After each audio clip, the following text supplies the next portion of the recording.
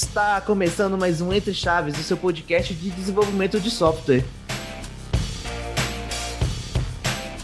Eu sou Felipe Chagas e hoje a gente vai falar de um tema muito importante aí no mundo do desenvolvimento de código, que é Infrastructure as Code, ou num bom português bem falado aí, infraestrutura como código, né? Eu tô aqui do lado também do Pedro Alves. E aí, Pedro, como é que você tá? Fala galera, bom dia, boa tarde, boa noite para todos vocês. É um prazer estar aqui e falar de infraestrutura como código, que é um negócio bom demais de mexer, que facilita muito a vida da rapaziada que mexe com infraestrutura e operações e tudo mais. E aqui junto com a gente também tem o Vinícius Assunção. Então fala aí, Vinícius. E aí, pessoal? E aí, Chagas e aí, Pedro? Estou aqui mais uma vez para falar agora sobre infraestrutura como código, né? E acabou com aquela coisa de funciona em dev, não funciona em produção. E é isso aí. Então, né, como de praxe aqui, quem já está acostumado nos episódios, a gente começa aí da definição dos termos, né? Então, estamos aí falando de infraestrutura como código, né? Que o termo S-Code é usado em vários contextos, né? Mas no contexto de infraestrutura, o que isso quer dizer, Pedro e Vinícius? Qual que é o conceito novo que esse termo está introduzindo aí, ou não tão novo, né? É importante dizer isso, em relação à tecnologia e desenvolvimento de software? Bom, essa parte de infraestrutura como código, você pode pensar que é mais tipo uma forma de descrever a sua infraestrutura, né? Ou seja, é algo mais declarativo. Ele fala, tipo, quais recursos devem ser criados lá, né? Qual deve ser o estado de seus recursos lá na nuvem. Ou não necessariamente na nuvem, né? Sim. Mas, digamos assim, no seu provedor de infraestrutura, seja o local ou uma nuvem ou um data center, enfim. Isso, exatamente. Aí, só dando uma contextualizada, né? Para a forma como era feita antes. Antigamente, a configuração assim, de servidores era feita manualmente, né? Tipo, você até tinha alguns scripts assim, mas você tinha alguns problemas, que, por exemplo, se alguém fizesse alguma alteração manual no servidor, você já perdia a questão de estado atual dele, né? Tipo, porque ele estaria diferente do script e daria problema. Aí, com infraestrutura como código, você agora tem o seu estado atual descrito, né, no código, e isso traz uma série de benefícios, né, como, por exemplo, fica mais fácil você criar outros ambientes, né, por exemplo, você tem um ambiente de produção e o ambiente de homologação com as mesmas configurações, entre outras coisas. É legal comentar também que às vezes o pessoal até conseguia, que a infraestrutura como código ela entra muito para a gente conseguir melhorar a parte de automação quando a gente pensa em infraestrutura, né? Que o grande ponto de código é pegar processos que podem ser repetitivos ou muito grandes e tornar eles automáticos. E a gente traz isso para o mundo de infraestrutura, em que são tarefas às vezes repetitivas e às vezes têm que ser feitas em muitas vezes. Se a gente for pensar que se a gente tiver que configurar 1 ou 2 servidores, é um pouco mais tranquilo. Mas se a gente for expandir para um data center com 30, 40, 50, 100, aí já era, né? Fica muito mais complicado. Que aí vem que negócio do pessoal de operações virar madrugada fazendo update de alguma atualização do Windows, ou ter que atualizar algum package lá no servidor Linux, e aí o pessoal tem que ficar lá rodando script, e aí um dá pau, o outro funciona, e aí fica aquela coisa muito doida. E aí, por causa disso também, né, que a gente tinha que ter alguma padronização, porque mesmo que tivesse algum script que automatizava algumas partes de atualização e tudo mais, às vezes virava aqueles monstros, né, de um bash gigantesco com 5.000 linhas, configurava o servidor todo, mas aí se mudasse uma release do sistema operacional Linux, já quebrava o script todo e ninguém sabia como é que resolvia. Eu acho assim, legal trazer essa parada da questão dos scripts, porque muita coisa sempre foi automatizado, né? Mas a parte de provisionar o recurso em si, então, por exemplo, instanciar uma máquina virtual, de fato, alguns passos eles exigiam uma interação manual, né? E os scripts, eles eram muito mais para instalação de programas, ou até, sei lá, configuração. Entrei no meu servidorzinho aqui, configurei o firewall dele, etc. Daí falando em num contexto mais cru, né? Que você não está usando tanto de PaaS ou SaaS.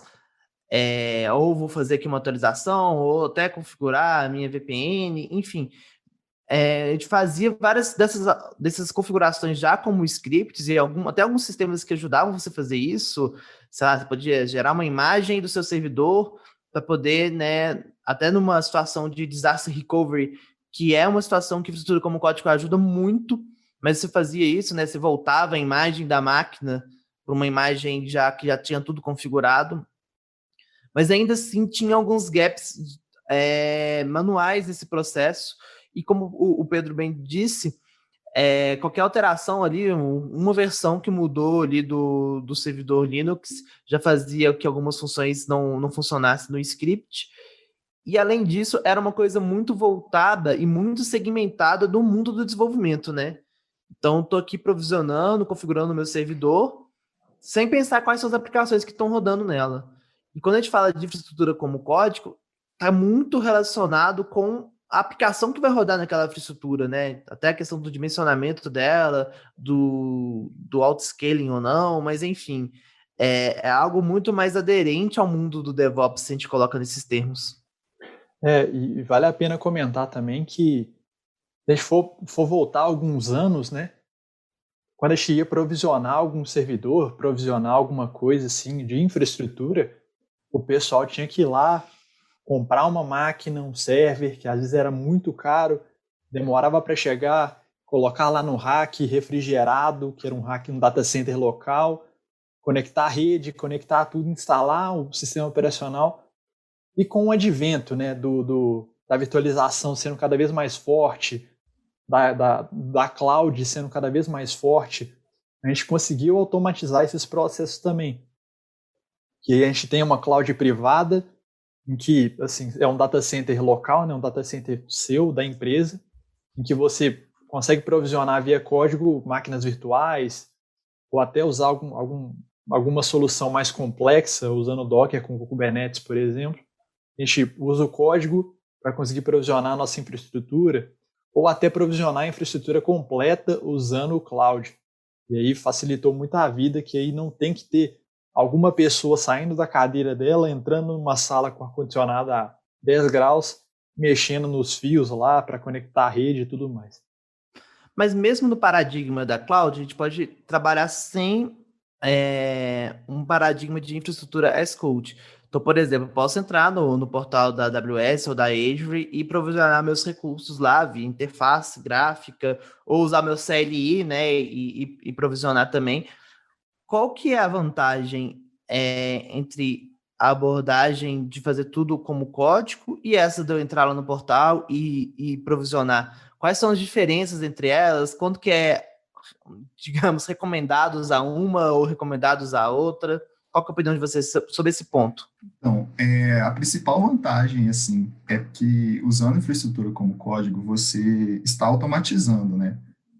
Ou seja, você só precisa configurar, tipo, aquele script uma vez, e aí toda vez que você precisa subir alguma coisa, é só você rodar aquele script. Configurar alguma coisa, é só você rodar aquele script, que ele já vai fazer o trabalho todo para você.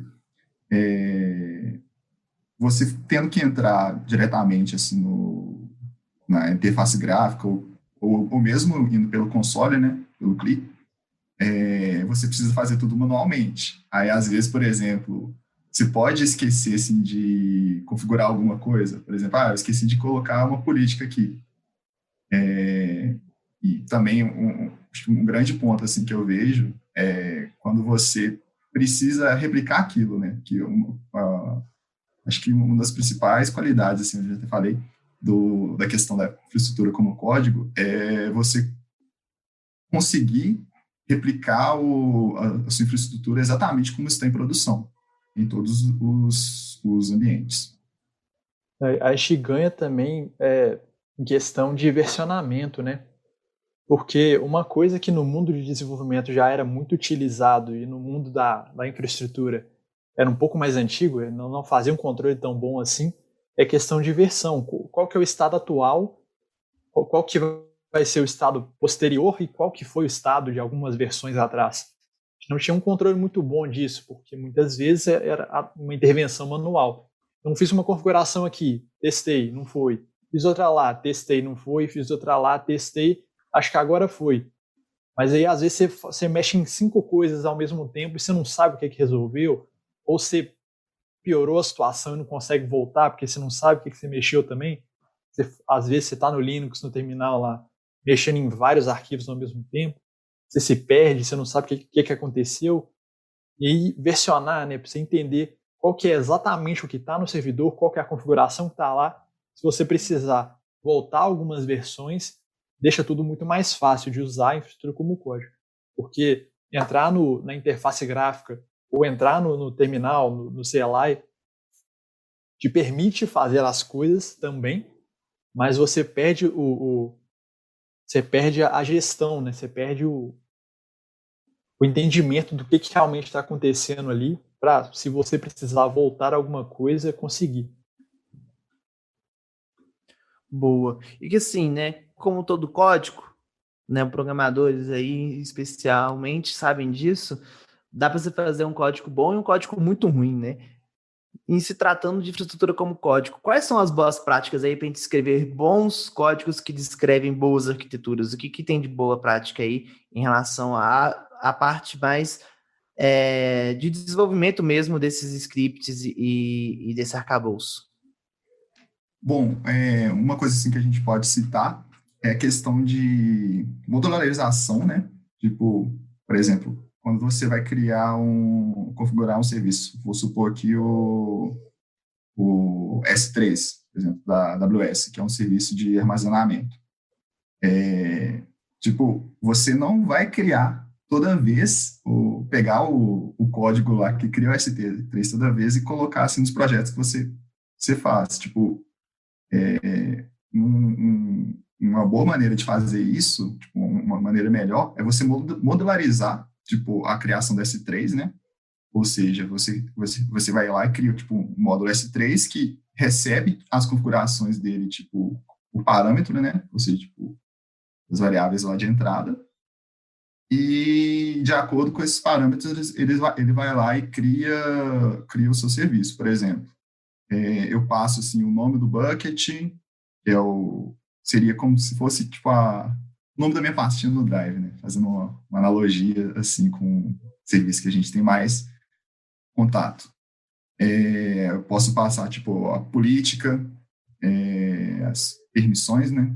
A política vão estar dentro da política, entre outras coisas. Eu deixar isso parametrizado fica mais fácil de utilizar, né? Tipo, em outros projetos, ou até mesmo no mesmo projeto, né? Caso eu precise criar mais vezes esse serviço. A gente cria padrões, né? E dessa forma a gente consegue tirar o tempo de uma pessoa específica e vai pensar em toda a padronização da utilização daquele serviço, em questão de segurança, em questão de quais são as melhores práticas, a utilização daquele serviço de cloud, para que ele monte um padrão e fique mais fácil das outras pessoas reutilizarem, pegarem aquele cara e usar de uma forma mais rápida, que até agiliza o workflow do pessoal que usa os serviços da cloud. E aí, outro ponto que eu acho que é importante também é a gente deixar confiar o menos possível em script, especificamente. Então, escrever script em Bash, escrever script em PowerShell e usar os módulos que a ferramenta de infraestrutura te provém. Então, por exemplo, quando a gente está usando um ARM Template, ou um Terraform, ou um CloudFormation, a gente utilizar os módulos deles, que aí a ferramenta vai garantir que as versões estão funcionando, que está tudo certo, enquanto que no script a gente teria que fazer essa coisa acontecer. Então,